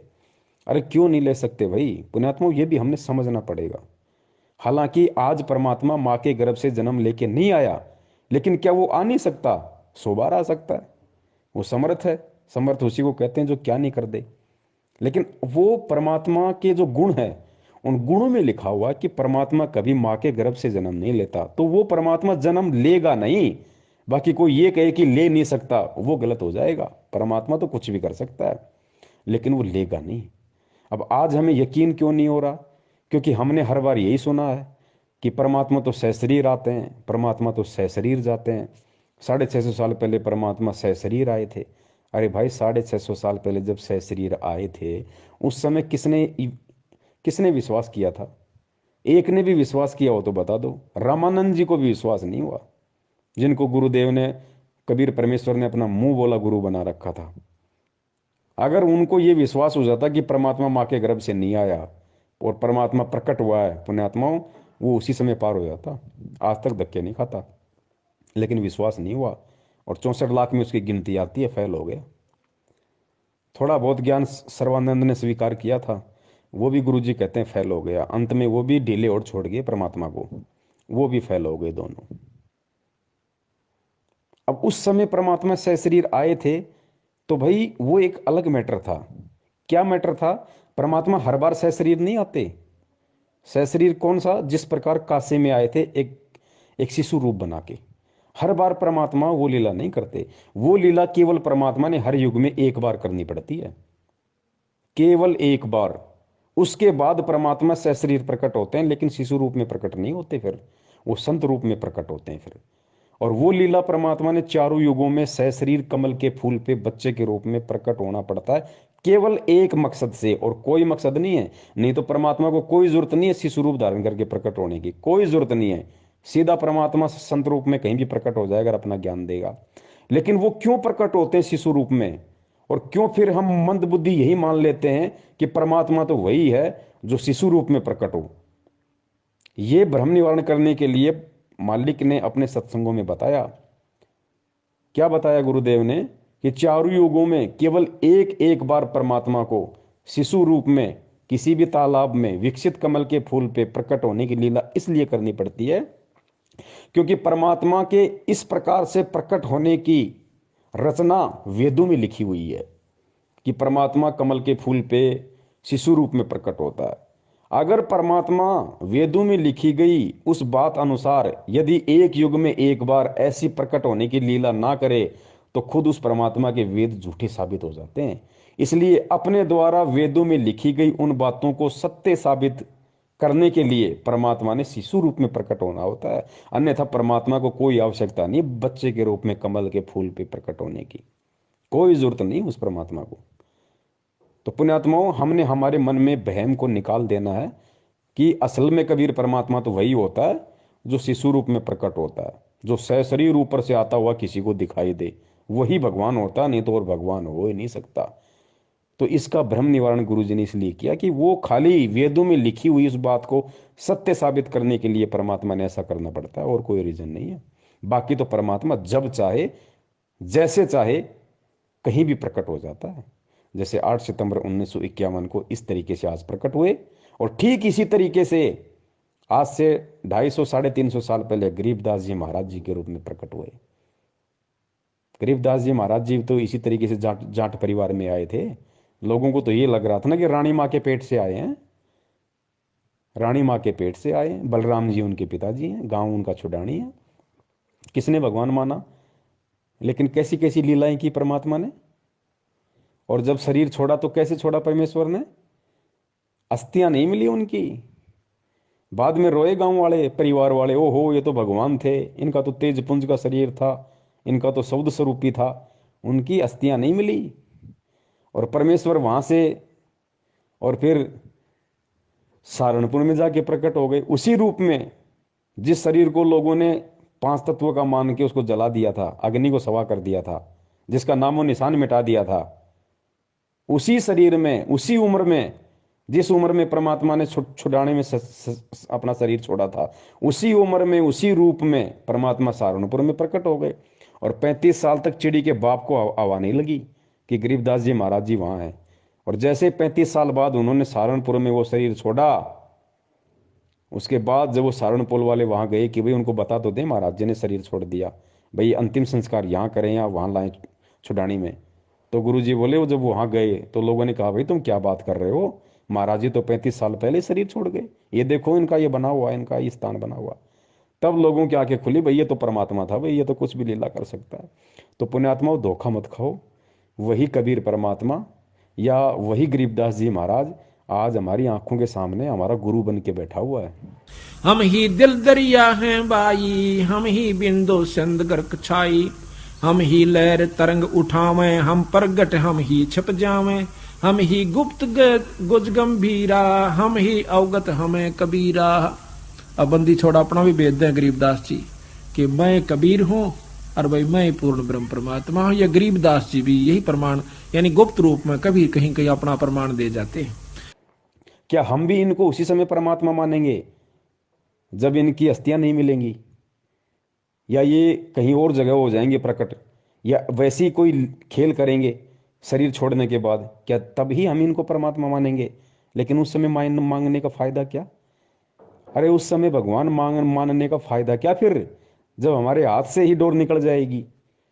आज उनका छुड़ाने में मंदिर बना हुआ है, आज लोग उनको परमात्मा मान के पूज रहे हैं, लेकिन फायदा क्या? परमात्मा मान के अगर उस समय पूछते, जिस समय गरीबदास जी महाराज जी ज्ञान सुनाया करते थे, जो भी मंत्र दिया करते थे, उस समय यदि उनकी सेवा करते, उनकी चरण सेवा करते, उस समय यदि उनके ज्ञान को सुनते, आधार बनाते, जीवन में उतारते, तो कुछ काम आता। आज उनको परमात्मा परमात्मा कह रहे हो, लेकिन फायदा क्या? आज तो उनके नाम से केवल धर्म को लोगों ने धंधा बना दिया। तो पुण्यात्माओं, जो गलतियां आज से पहले हमने कर दी, पुण्यात्माओं वो गलतियां अब हमने नहीं करनी। कोई बात नहीं, आप सभी सत्सयोग भाई बिल्कुल भी चिंतित ना हुआ करो। सबसे पहले तो आप ये खुशी मनाओ कि 20 लाख की संगत में से परमेश्वर ने केवल आप पुण्यात्माओं पे अपनी विशेष मेहर बख्श रखी है, जो आप सत्सेवक भाई बहनों के नाम से जाने जाते हो। विशेष दया दृष्टि परमेश्वर की, जो आप लोगों को परमेश्वर ने ज्ञान योग खोला। वरना इस दास को, ये दास जो बातें बोलता है गुरु जी के ज्ञान आधार से, वो भी आपके समझ में नहीं आनी थी। जिस प्रकार मैनेजमेंट के पीछे लगे हुए लोगों के समझ में नहीं आ रही, आपके भी नहीं समझ में आनी थी। लेकिन परमेश्वर ने दास के साथ साथ आपके अंदर भी वो सॉफ्टवेयर डाल दिया, जिस कारण से मैं बोल पा रहा हूं और आप सुन पा रहे हो और उन बातों को स्वीकार कर पा रहे हो कि वास्तव में हमारा भगत भाई जो बातें बोलता है हमारे गुरु जी के ज्ञान के अनुसार है। हमारे गुरु जी के ज्ञान से बाहर एक भी बात नहीं है। अरे मैनेजमेंट वाले भी तो हमारे गुरु भाई है, उनके पीछे लगे हुए लोग भी तो हमारे गुरु भाई है, गुरु जी का परिवार भी तो हमारा गुरु भाई है। फिर वो इन बातों को क्यों नहीं स्वीकार कर रहे? उनके अंदर ये बातें क्यों नहीं समा रही? क्योंकि उन पे परमात्मा की विशेष रजा नहीं है।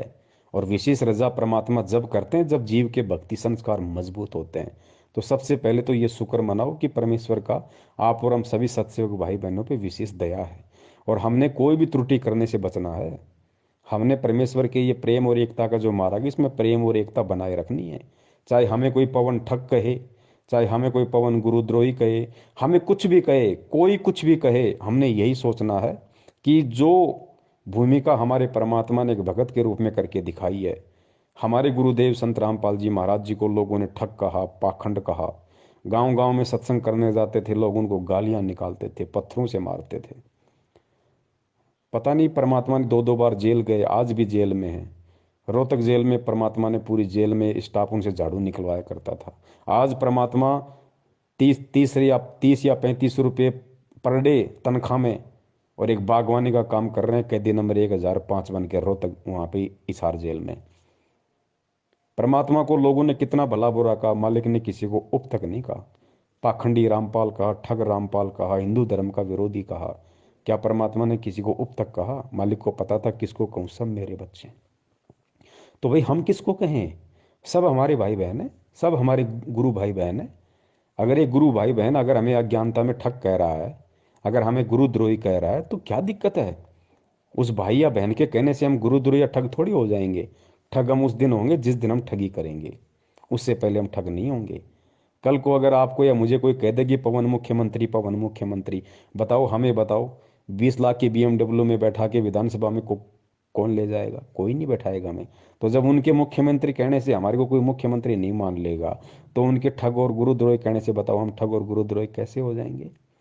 तो पुण्यात्माओं, हर हाल में हमने, क्योंकि गुरुदेव ने खुद एक भगत की भूमिका की है, और भगत की भूमिका गुरुदेव इसीलिए करके दिखाते हैं ताकि परमेश्वर के बच्चे उनसे सीख ले सकें, उनसे शिक्षाएं ले सकें कि भाई मेरे गुरुदेव ने इस तरीके से किया है, जब तक मैं ऐसा नहीं करूंगा मेरी भक्ति मार्ग में, तब तक मैं सफल नहीं हो सकता। आज लोग छोटी छोटी बातों को लेके गुरुदेव से दूर हो जाते हैं। छोटे छोटे कोई दुख, कोई कष्ट, कोई परेशानी आ जाती, हम गुरुदेव से दूर हो जाते हैं, मन में दोष पाल लेते हैं। अरे गुरुदेव ने देखो क्या किया, गुरुदेव का संघर्ष देखो, पूरा जीवन देखो परमात्मा का। 1994 से परिवार उनको त्यागना पड़ा, लोगों का गालियां उनको खानी पड़ी, मार उनको खानी पड़ी पुलिस वालों की, जेल उनको जाना पड़ा, घर उनका उजड़ गया। संत का घर उसका आश्रम होता है, संत का पूरा परिवार उजड़ गया। संत के बच्चे जो होते हैं, संगत जो होती है, वो उनका असली परिवार होता है। तो घर उस परमात्मा का उजड़ गया, बच्चे उस परमात्मा के उजड़ गए।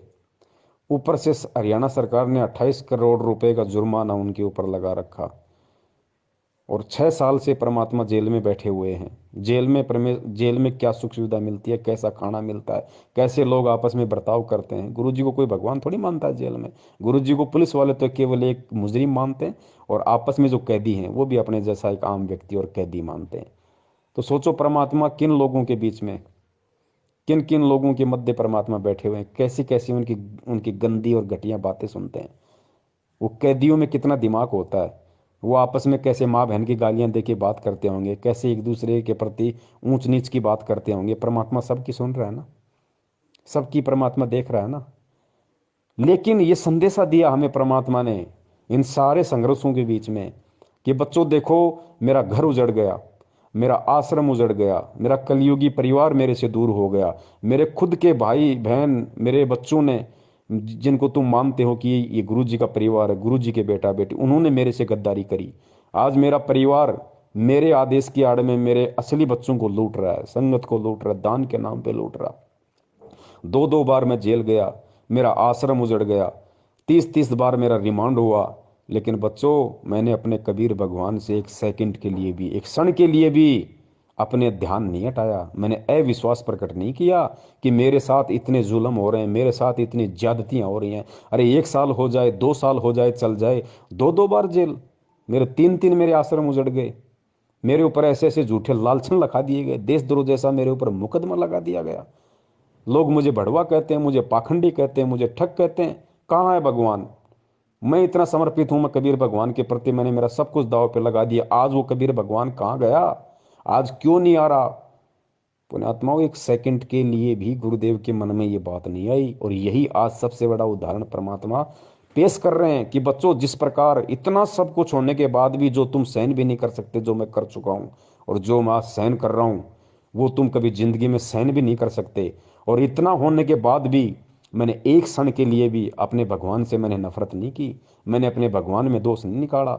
मैंने भगवान से ये भी नहीं कहा कि भगवान आके मेरी रक्षा कर, मेरे साथ ऐसा क्यों हो रहा है, मैं तो सत्य की राह पे चल रहा हूँ। और मैंने तो सुना कि जो सच की राह पे चलता है भगवान उसके साथ होता है, आप कहाँ हो?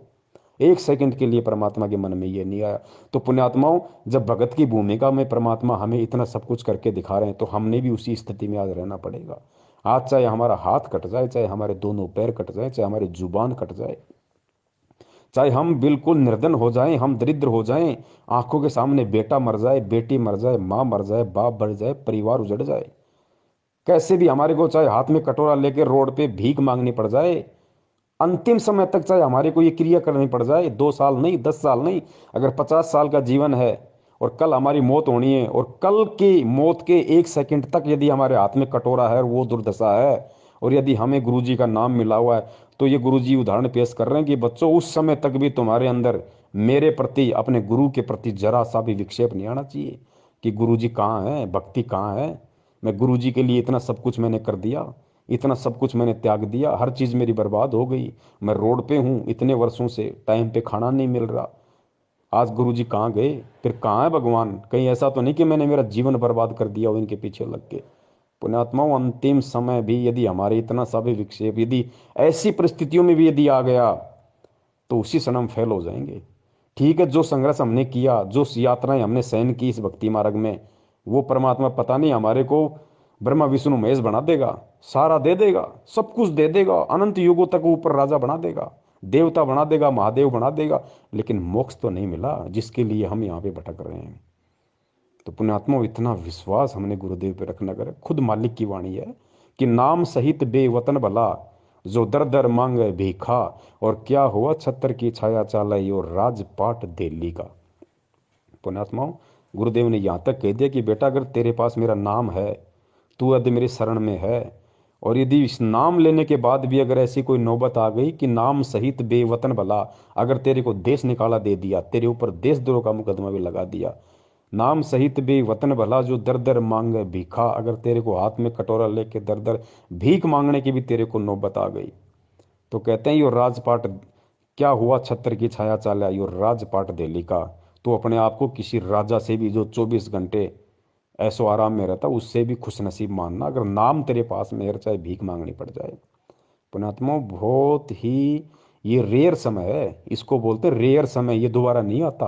अनंत युगों में क्या पता कब बिल्ली के बाग का हमारा छिक्का टूटे, तब ये समय हमारा आएगा पुनः, नहीं तो नहीं आएगा।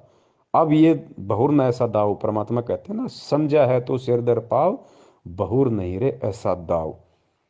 अरे जो ऋषि मुनि, जो महात्मा जिनका हम जिक्र सुनते हैं, मार्कंडे जैसे, चुणक जैसे, और भी कितने परमात्मा ने उदाहरण बताए, विश्वामित्र जैसे, जिन्होंने इतने इतने हजारों वर्षों तपस्या की, अपना शरीर गाड़ दिया, सब कुछ दाव पे लगा दिया, किस लिए? केवल परमात्मा के दर्शनों के लिए। उनको मोक्ष का तो पता ही नहीं था, केवल परमेश्वर के दर्शनों के लिए, एक झलक पाने के लिए। और उन महापुरुषों को इतना परित्याग, इतना तप, इतना सब कुछ सहन करने के बाद भी एक सेकंड के लिए दर्शन तक नहीं दिए।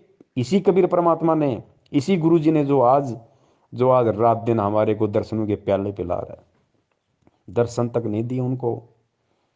तो पुण्यात्मा ये कितना बड़ा हमारा सौभाग्य है कि खुद चल के परमात्मा हमें लेने आया है, खुद चल के, वरना परमात्मा को कोई हमारी आवश्यकता नहीं है। गुरु जी कहते हैं कि शीश उपाड़े भूई धरे, ऊपर मचके पांव, कबीर का घर शिखर में, तेरी गरज पड़े तो आओ। गुरुदेव ने बताया कि हे नादान आत्मा, हे पुण्यकर्मी आत्मा, सरा अपने भाग्य को, अपने किस्मत को सरा कि तू कितना पुण्यकर्मी है, जो खुद सतलोक का राजा तेरे लिए स्पेशल चल के आया, स्पेशल। वरना कहते हैं कि शीश उपाड़े भूई धरे, ऊपर मचके पांव। अगर तू उस परमात्मा को खुश करने के लिए, उस परमात्मा की एक झलक पाने के लिए, अगर तू अपने हाथ में तलवार लेके अपनी खुद की गर्दन काटे, फिर उस गर्दन को अपने पैर के नीचे रखे, कहते हैं शीश उपाड़े भूई धरे, भूई यानी भूमि, शीश उपाड़े फिर भूमि पर धरे, और ऊपर रखे पाव अपने ही शीश पे, फिर तू तेरा पैर रख। कहते हैं कबीर का घर शिखर में, सतलोक में, तेरी गरज पड़े तो आओ। इतना करने के बाद भी वो परमात्मा तेरे ऊपर प्रसन्न नहीं हो सकता। और आज सोच कितना सीधे तरीके से तुझे भगवान मिल गया, तेरी उंगली का नाखून में नहीं उतरा और तुझे कबीर परमात्मा आके मिल गए, तेरी आंख खोलने से पहले तेरे सामने 38 साल का बन के खड़ा हुआ।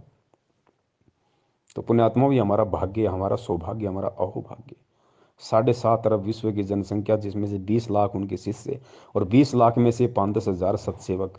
पुण्यात्मा सौभाग्य। और 5-10 हजार में से आज लोग जानते कितने को हैं? 200, 250, 400 को। ये परम सौभाग्य हमारा, ये मौका है पुण्यात्मा, इसको गंवाना नहीं है। अरे कहने को तो दुनिया खुद उस परमात्मा को भी देशद्रोही कह रही है, तो क्या हम भक्ति छोड़ दें, उनमें दोष निकाल दें?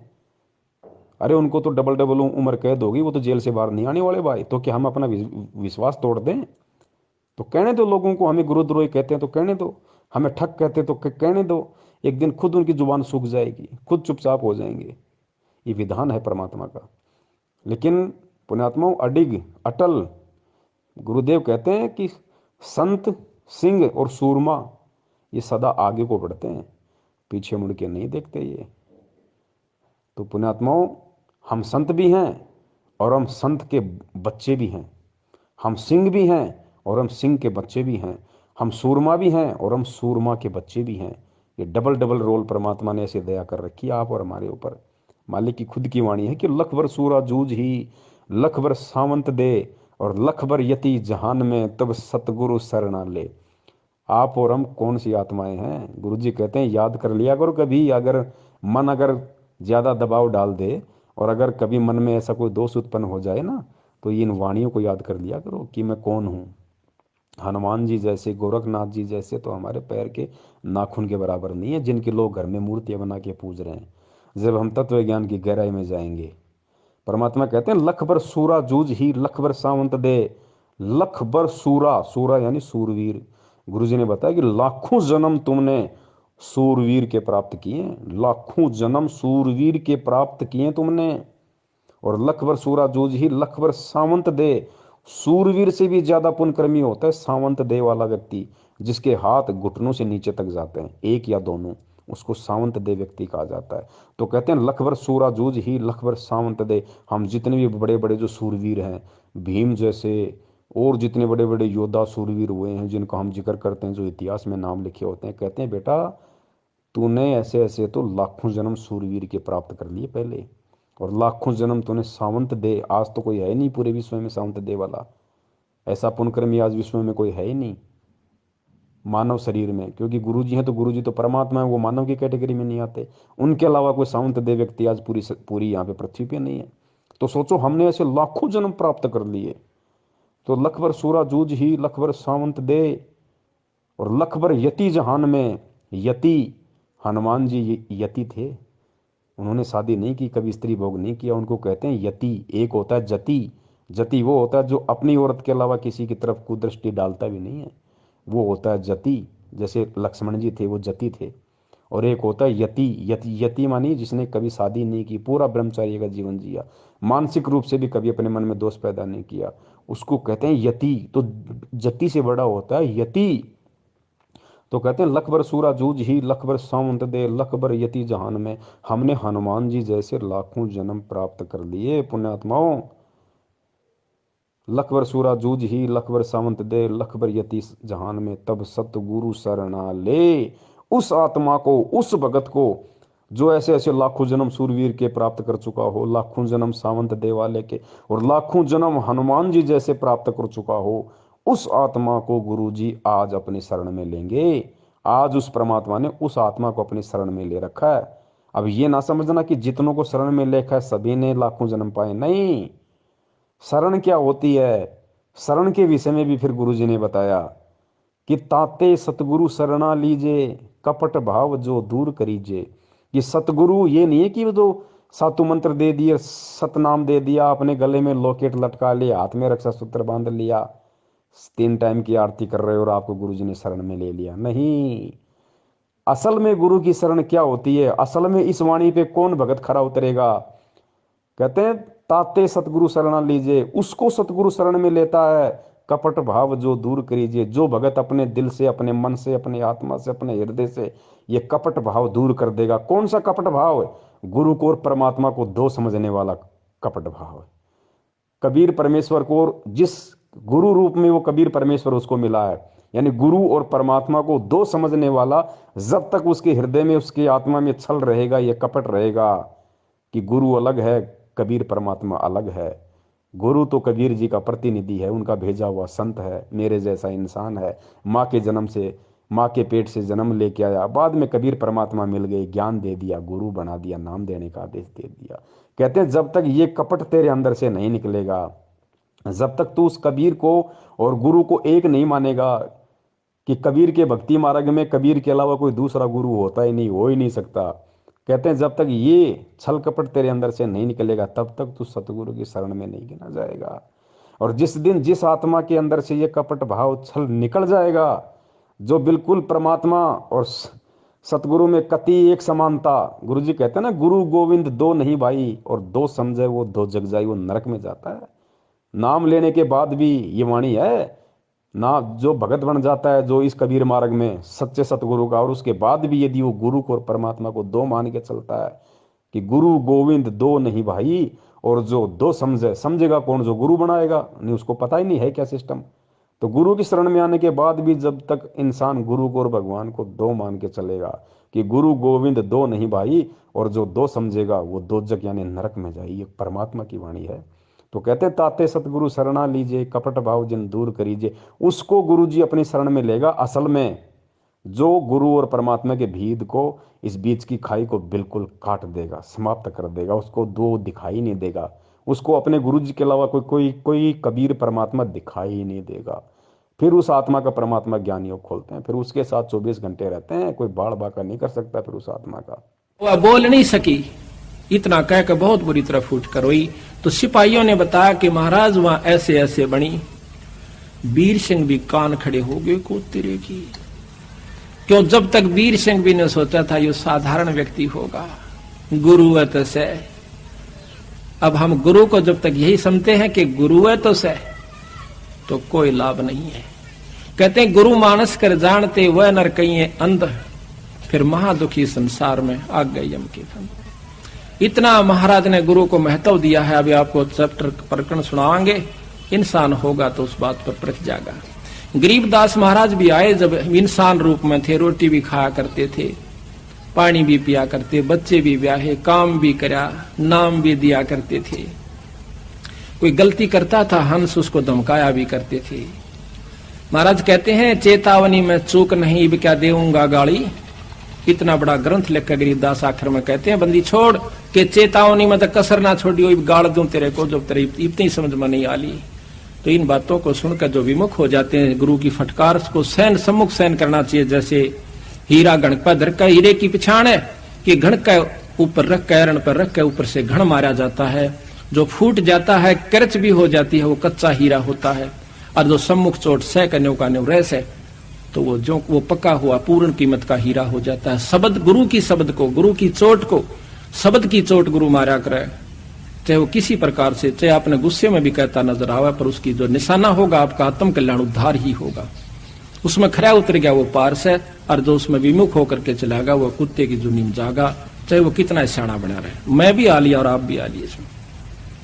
तो इस प्रकार उस वीर संग भी चरणों में पड़ गया, बंदी छोड़, मैं पापी जीव था, अभी तक मैं आपको केवल गुरु मान्या मालिक।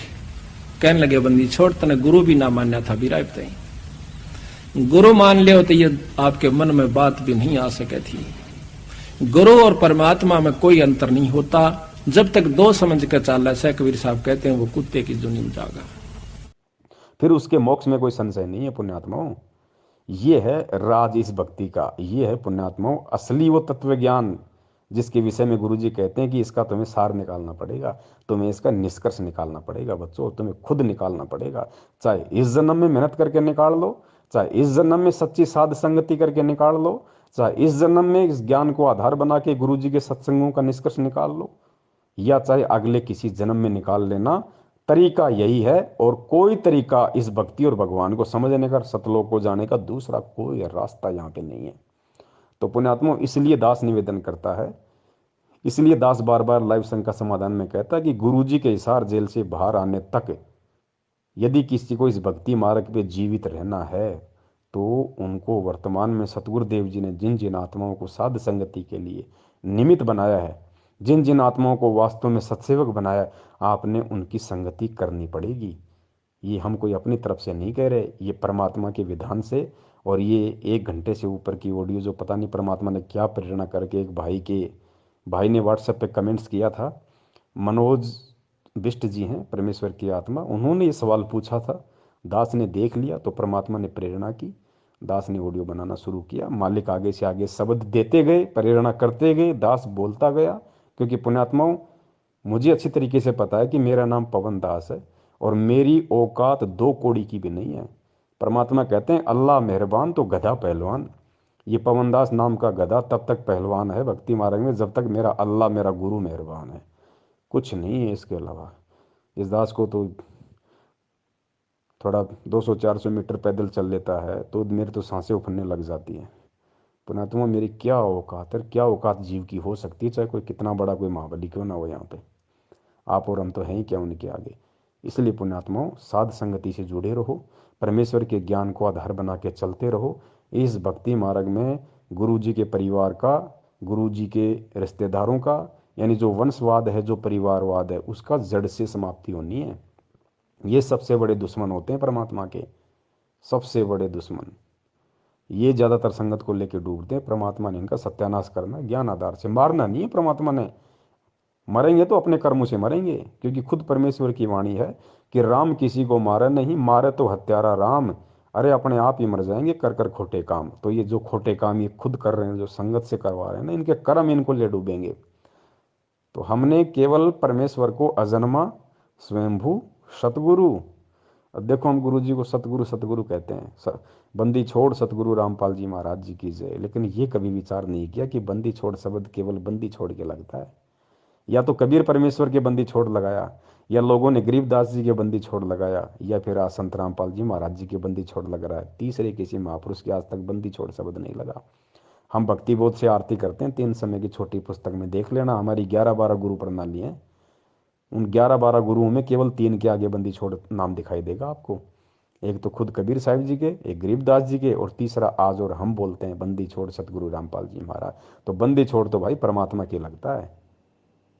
पुण्यात्मा बहुत सारी बातें हैं, बहुत सारी ऐसे पॉइंट हैं, लेकिन अब समय बहुत हो गया। परमेश्वर दया करे, हम लाइव संगति के माध्यम से या वैसे भी परमेश्वर जब जब दया करते रहेंगे, आपस में हम साथ संगति करते रहेंगे।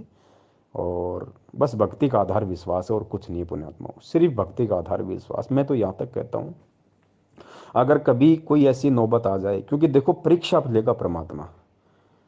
सेऊ सम्मन के भाग्य में वो संस्कार नहीं था कि सेऊ की सम्मन अपने बेटे की तलवार से गर्दन काटे, नहीं, उसके भाग्य में लिखा ही नहीं था, ऐसा होना ही नहीं था। परमात्मा ने जानबूझ के परिस्थितियां पैदा की। सम्मन और सेऊ के घर पर जब भगवान गए, ऐसी परिस्थिति बना दी परमात्मा ने, परमात्मा की इज्जत के लिए कि गुरु जी की इज्जत पाँच नहीं आ जाए, अपने लड़के को काटना पड़ गया। और फिर समर्थ शीश लेता है, या शीश दिया करता है, एक्सटेंड करता है। तो सम्मन के पुत्र सेऊ को भी जीवित कर दिया और उनको मोक्ष दिया।